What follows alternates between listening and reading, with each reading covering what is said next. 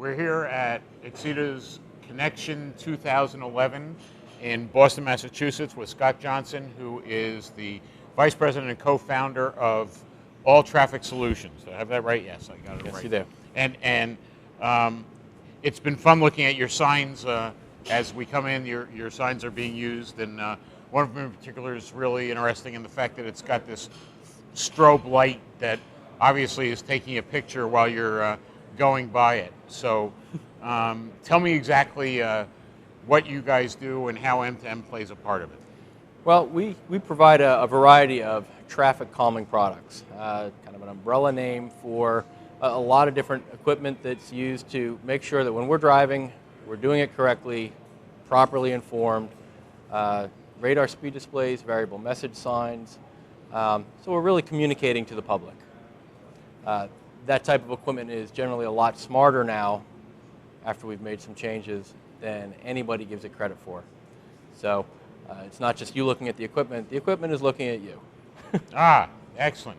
And you said traffic calming, so that means that there's an awareness of what's going on. You can take advantage of the equipment looking at you to basically adjust to whatever the behavior is of people and that kind of stuff? Yeah, we can do some pretty creative things with the messaging. Based on the speed of traffic, we can very easily change the message. We can get you to speed up, kind of an unusual application. Most commonly to get you to slow down. A lot easier to go too fast. But it's used in a variety of scenarios where routes change, conditions change. A lot of our equipment's used in incident management, really to just help inform better educated driver is a lot safer driver. Okay, and is most of this like highway department stuff, or is it also like, universities? You're right by Penn State there. You have these big football games. Are you guys used? Got a lot of traffic. Yes, exactly. It's used by almost any different size organization, anybody that's involved in traffic safety. So it is the DOTs, yes. They've got a particular challenge because they're managing information and equipment over a pretty big area. It's also used with the smallest towns, your population 500. They're still using our type of equipment because they've got the same types of problems, just on a different scale. Okay. Now I understand you found some new revenue sources as a result of this two-way ability. You want to talk about that a bit? Yeah, we've kind of expanded the value that our customers can get now from our equipment. We feel we've already got the best of breed hardware. It's the most portable, it's the easiest to use, it's lightest, but you can only take that so far. Really, we wanted to be able to provide greater value to the rest of the workday that our customers get. Make it easier to use our equipment and easier to do the rest of their job. So we've wrapped a lot of value-added services now actually around the equipment.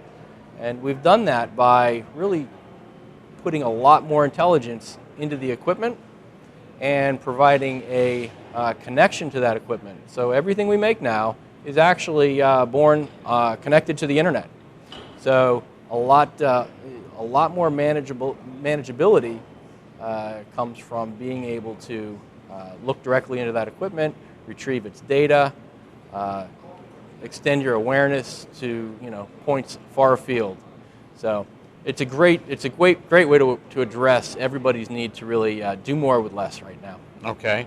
And just out of curiosity, there's been lots of things with Amber Alerts and that kind of stuff. Is the two-way need for communication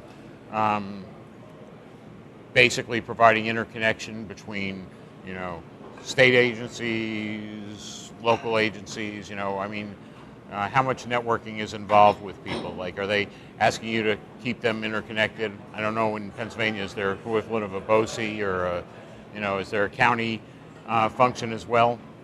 Well, it's because of the platform that we've used.